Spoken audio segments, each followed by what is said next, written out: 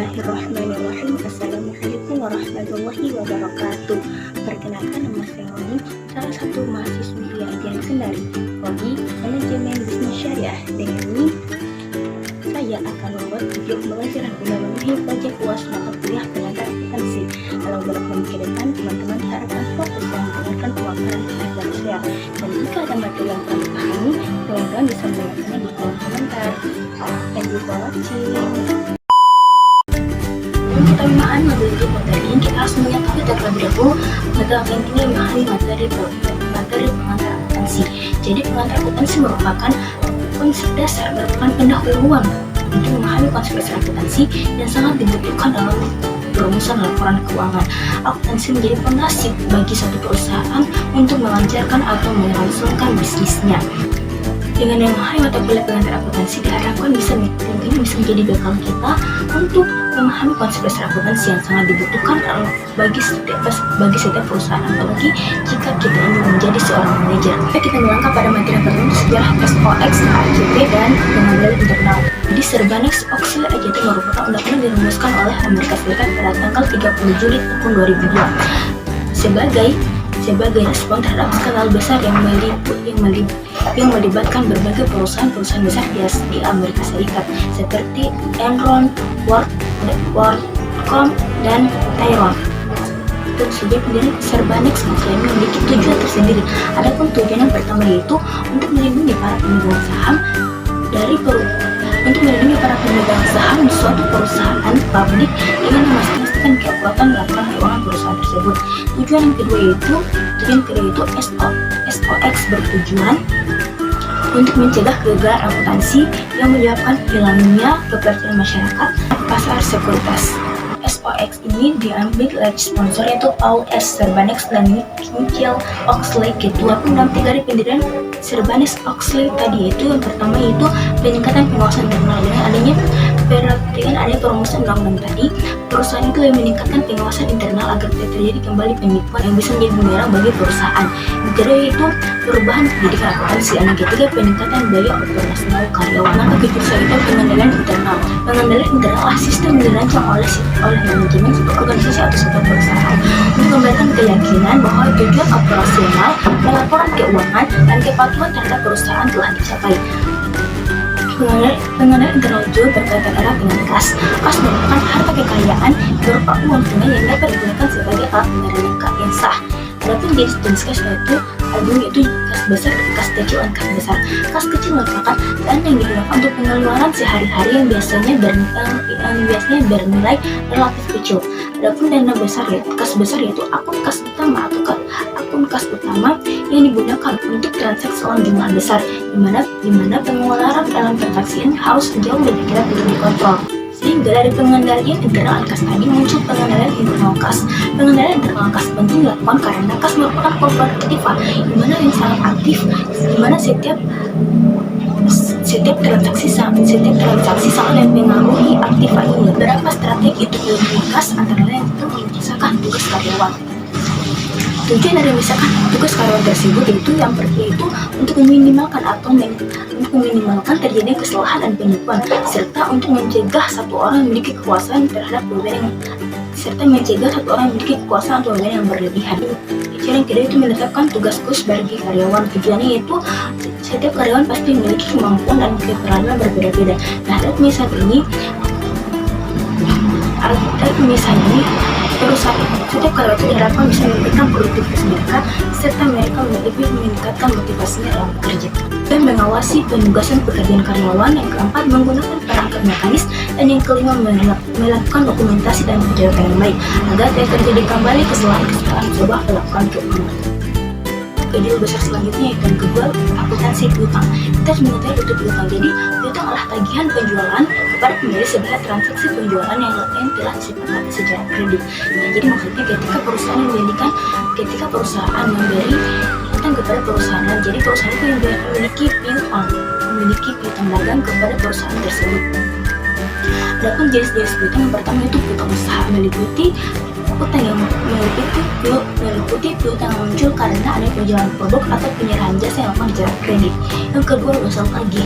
Usul tagih itu pernyataan formal dalam beda negara sejumlah hutang pelanggan.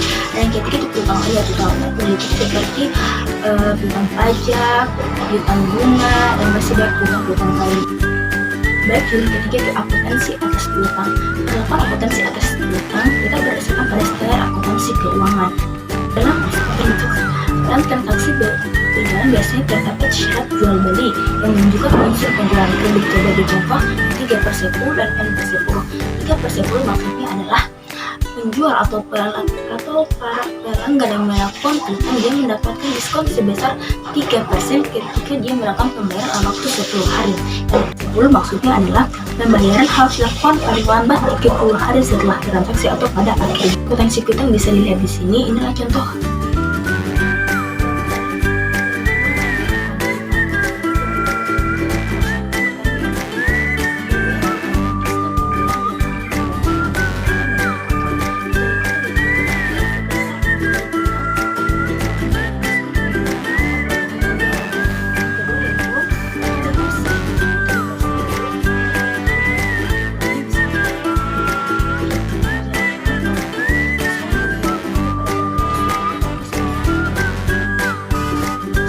Piutang juga memiliki piutang tak tertagih. Piutang tak tertagih adalah piutang tidak bisa ditagih kepada pihak lain. Biasanya piutang tak tertagih memiliki kriteria tertentu. Yang pertama, kriteria yang pertama itu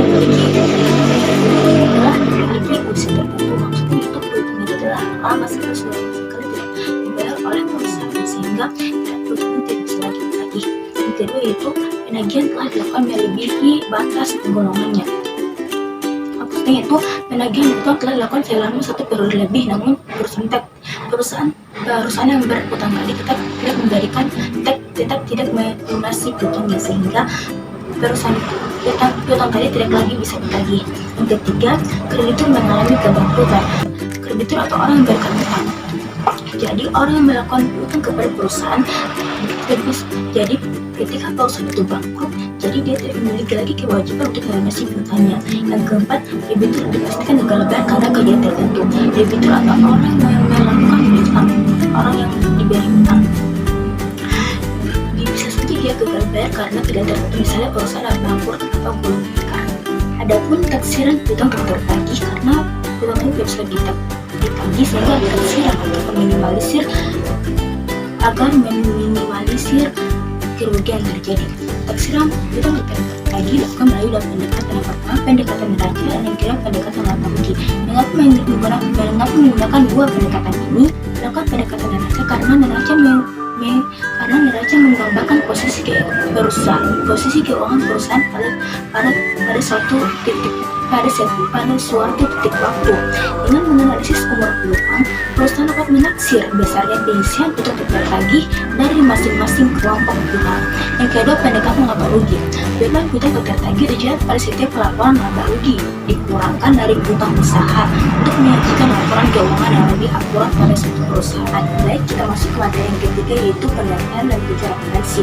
Akuntansi yang berkaitan pengertian umum secara umum, akuntansi adalah sistem informasi yang menghasilkan suatu laporan keuangan kepada pihak-pihak yang berkepentingan mengenai aktivitas ekonomi dan kondisi suatu perusahaan. Adapun tujuan akuntansi di sini yang pertama yaitu mencatat. Jadi akuntansi ini mencatat semua aktivitas yang terjadi dalam suatu laporan yang terjadi dalam suatu perusahaan dan dicatat secara sistem dan secara runtut. Yang kedua itu meringkas. Data informasi yang sudah dijelaskan kemudian diringkas sehingga bisa menjadi suatu laporan keuangan. Yang ketiga itu mengklasifikasikan. Data keuangan dikelompokkan berdasarkan jenisnya, misalnya aktiva dan aktiva, pasif dan pasif. Semua itu dicatat berdasarkan jenisnya. Yang keempat, menganalisis. Data keuangan dianalisis untuk mengidentifikasi tren atau pola. Yang kelima yaitu dan tujuan akuntansi yang kelima itu menyajikan. Jadi tujuan pokok dari akuntansi itu sendiri itu menyajikan informasi keuangan yang sejak dalam bentuk laporan keuangan yang mudah dipahami. Tujuan kedua yaitu peran akuntansi dalam perusahaan dan penggunaan akuntansi. Yang pertama itu manajer yang membutuhkan informasi dari akuntansi untuk menentukan apakah tujuan perusahaan sudah tercapai atau belum. Yang kedua investor, begitu pula investor juga membutuhkan informasi dari laporan akuntansi. agar dia bisa menentukan apakah tempat dia berinvestasi itu sudah betul atau belum. Yang ketiga itu kreditor atau orang yang memberikan utang kepada perusahaan. Dia juga membutuhkan laporan akuntansi agar ketika dia memberikan utang kepada perusahaan lain, keuangan perusahaan itu tetap stabil. Yang keempat, instansi pemerintah dan juga organisasi berbalas, mereka juga membutuhkan informasi dari laporan akuntansi. Akuntansi yang pertama itu akuntansi publik. Akuntansi publik berkenaan dengan pelayanan jasa akuntansi bagi masyarakat. Jadi segala hal yang berkaitan dengan akuntansi dalam lingkungan masyarakat itu menjadi provinsi para akuntansi publik. Yang kedua yaitu manajer akuntansi, magang akuntansi. Para akuntan atau orang yang melakukan kegiatan akuntansi yang berkecimpung dalam dunia akuntansi itu dikatakan berprofesi sebagai akuntansi magang. Berikutnya itu bidang-bidang spesialis. Berikutnya itu bidang-bidang spesialis akuntansi. Bidang-bidang spesialis akuntansi ada akuntansi keuangan, akuntansi manajemen, akuntansi biaya, akuntansi pemerintahan, akuntansi perpajakan, akuntansi anggaran, dan juga ada akuntansi pemeriksaan. Semua bidang-bidang akuntansi tersebut memiliki tujuan fungsinya masing-masing. Keempat itu studi kasus akuntansi aset tak berwujud. Sebelumnya kita harus mengetahui terlebih dahulu apa itu akuntansi aset tak berwujud. Jadi akuntansi aset tak berwujud adalah aset moneter yang tidak memiliki wujud fisik, namun dapat diidentifikasi yang dikendalikan oleh entitas atau pemilik suatu perusahaan. Contohnya seperti merek dagang, hak paten, hak cipta, dan juga goodwill atau hak lisensi. Akuntansi aset tak berwujud ini juga memiliki bermacam-macam sehingga diklasifikasikan. Ada klasifikasinya yang pertama, klasifikasi berdasarkan cara perolehan. Berdasarkan cara perolehannya, aset tak berwujud diperoleh secara internal. Yang kedua yaitu aset tak berwujud yang diperoleh dari pihak eksternal. Misalnya para investor tadi mereka menanam saham kepada perusahaan sehingga perusahaan itu mendapatkan aset tak berwujud dari pihak lain. Yang kedua yaitu berdasarkan umur manfaat. Berdasarkan umur manfaatnya, aset tak berwujud juga dibagi menjadi dua, yaitu aset tak berwujud yang memiliki umur manfaat terbatas dan juga aset tak berwujud yang memiliki umur manfaat tak terbatas. Aset tak berwujud yang memiliki umur manfaat terbatas yaitu aset yang harus diamortisasi selama periode tertentu seperti hak paten. Sedangkan contoh aset tak berwujud yang memiliki umur manfaat yang terbatas seperti goodwill dan merek dagang.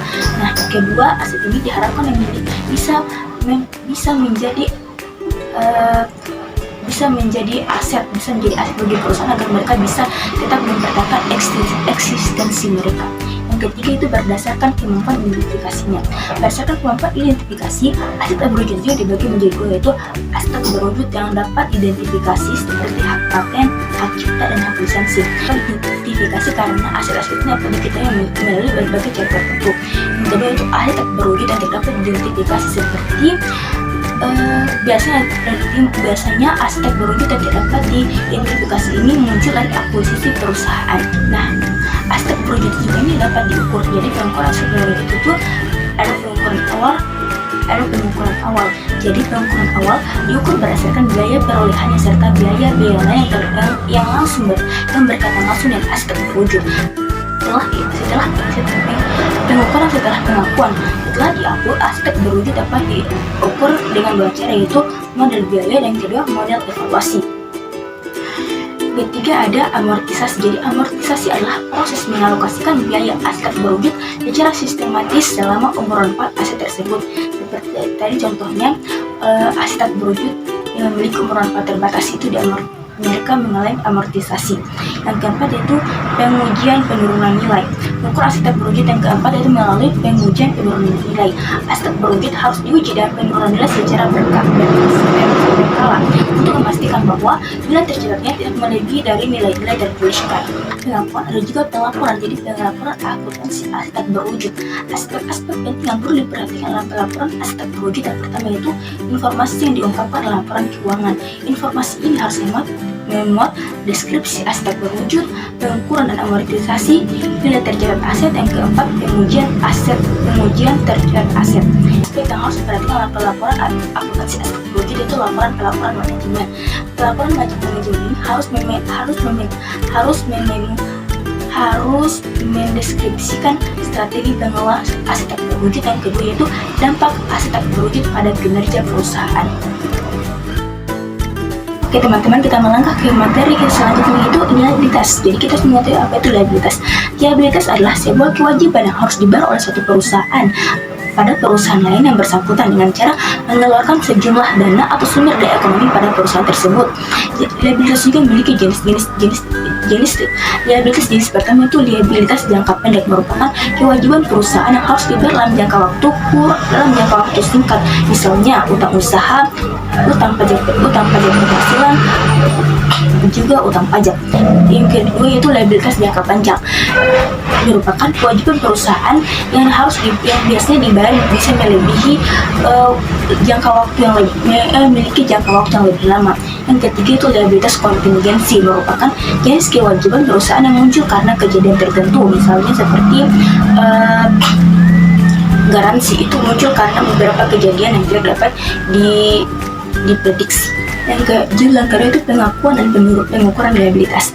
Pengakuan liabilitas terjadi ketika entitas atau pemilik perusahaan memiliki kewajiban konstruktif sebagai hasil dari peristiwa masa lalu. Jadi karena adanya hal ini, jadi entitas itu harus mengakui bahwa adanya liabilitas. Setelah pengakuan ada juga pengukuran liabilitas. Pengukuran liabilitas dilakukan dengan prinsip akuntansi yang disebut dengan prinsip kewajiban. Prinsip ini menyatakan bahwa kewajiban harus diakui pada saat terjadi suatu peristiwa yang mengakibatkan perusahaan atau individu memiliki kewajiban finansial. Setiap ada peristiwa yang melibatkan keluarnya dana satu perusahaan, itu harus ada yang namanya pengukuran liabilitas. Baik, yang selanjutnya itu pelaporan liabilitas dalam laporan keuangan. Yang pertama itu liabilitas lancar. Kewajiban liabilitas lancar itu kewajiban perusahaan yang harus dibayar dalam jangka waktu kurang dari 1 tahun, seperti per bulan, per kuartal, atau per semester. Yang kedua yaitu liabilitas tidak lancar. Liabilitas tidak lancar merupakan kewajiban perusahaan yang harus dibayar dalam jangka waktu yang lebih lama, yaitu dalam satu siklus laporan keuangan atau 1 tahun. Liabilitas ini juga disebut dengan liabilitas jangka pendek. Contoh penerapan liabilitas dalam kasus nyata misalnya utang usaha. Perusahaan manufaktur yang memiliki utang kepada pemasok bahan baku, misalnya PT X memiliki pembayaran dilakukan selama 30 hari setelah pengiriman. Jumlah utang ini dicatat sebagai liabilitas usaha dalam laporan keuangan.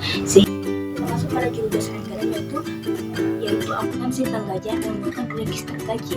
Register gaji atau payroll accounting merupakan sistem pelacakan dan pengelolaan bisnis terkait dengan penggajian. Di dalam sistem akuntansi terdapat fungsi yang terkait dalam sistem penggajian. Yang pertama yaitu fungsi kepegawaian. Fungsi ini bertanggung jawab untuk mencari karyawan baru, menyeleksi calon karyawan, dan memutuskan penempatan karyawan baru, membuat surat keputusan tarif gaji dan upah karyawan, serta kenaikan pangkat dan gaji karyawan. Yang kedua adalah fungsi penyimpanan waktu hadir. Fungsi ini bertanggung jawab atas penyelenggaraan waktu hadir karyawan perusahaan. Yang ketiga ada fungsi pembuat daftar gaji dan upah. Fungsi ini bertanggung jawab untuk membuat daftar gaji dan upah yang berisi dan pasti menjadi hak keuangan dari setiap karyawan pada setiap jangka waktu pembayaran gaji. Fungsi akuntansi. Fungsi akuntansi dalam sistem akuntansi penggajian bersifat memiliki tanggung jawab untuk mencatat kewajiban dan timbul yang ada hubungan dengan pembayaran gaji pada setiap karyawan. Yang kelima yaitu fungsi keuangan. Fungsi ini bertanggung jawab untuk mengisi cek guna pembayaran gaji yang menguangkan cek tersebut kepada bank. Juga dalam akuntansi penggajian kita mulai namanya liabilitas diestimasi dan liabilitas kontingensi. Liabilitas diestimasi adalah kewajiban yang jumlahnya belum pasti, tapi dapat diperkirakan secara wajar berdasarkan informasi yang ada. Sedangkan liabilitas kontingensi adalah kewajiban yang muncul karena asal dari peristiwa masa depan yang belum diketahui. Terus juga ada ayat jurang untuk garansi produk. Garansi atau waranti adalah janji yang diberikan oleh penjual atau produsen kepada pembeli bahwa produk atau jasa yang dibeli akan berfungsi sesuai dengan yang diharapkan. Jika tidak, produsen atau penjual berkewajiban untuk mengganti produk tanpa biaya tambahan. Jenis garansi ada tuh garansi asuransi dan garansi layanan. Garansi asuransi itu garansi yang melekat pada produk itu sendiri, sedangkan garansi layanan itu garansi yang dijual terpisah dari produk. Nah, berangkat kepada materi yang terakhir, yaitu akuntansi persekutuan. Persekutuan atau partnership merupakan gabungan antara dua orang atau lebih yang memiliki dan menjalankan usaha untuk mendapatkan laba. Karakteristik dalam akuntansi persekutuan: yang pertama, perjanjian tertulis yang terdapat dalam satu persekutuan. Yang kedua, masa hidup yang terbatas. Yang ketiga, ada kewajiban yang sama dalam persekutuan. Yang keempat, ada akun dalam persekutuan lebih dari satu. Yang kelima, kepemilikan bersama atas properti persekutuan. Dan terakhir, adalah tidak adanya pajak penghasilan dalam suatu persekutuan. Bentukan persekutuan: syarat bentukan persekutuan yang pertama itu karakteristik persekutuan. Yang pertama, tanggung jawab rentang jangka waktu hidup yang terbatas. Yang ketiga, tanggungan dari persekutuan yang bersifat tidak terbatas. Yang keempat, kepemilikan bersama atas aktiva. Dan yang kelima, pembagian laba dan rugi persekutuan. Yang kedua, syarat yang kedua itu unsur perusahaan. Yang pertama, gabungan atau asosiasi perusahaan. Yang pertama itu gabungan atau asosiasi para sekutu. Yang kedua, pemilikan dan pengelolaan bersama. Dan yang ketiga, tujuan untuk mengelola laba. Jadi para persekutu ini harus memiliki tujuan sama, itu untuk mengelola laba agar bisa bekerja sama dalam satu perusahaan. Contohnya bisa dilihat pada contoh berikut, mungkin agak murah. Gimana penggolongan persekutuan? Yang pertama, persekutuan firma adalah persekutuan yang digunakan untuk menjalankan perusahaan dan menggunakan nama bersama di mana semua sekutu bertanggung jawab. Yang kedua, persekutuan komanditer, yaitu bentuk perjanjian kerjasama di mana salah satu atau lebih dari anggotanya bertanggung jawab memiliki tanggung jawab terbatas. Dan yang ketiga itu joint stock company, persekutuan yang struktur modal terbagi atas saham-saham yang dapat dipindah tangankan. Baik, itu saja sedikit konten yang dapat dipaparkan lebih yang bermanfaat.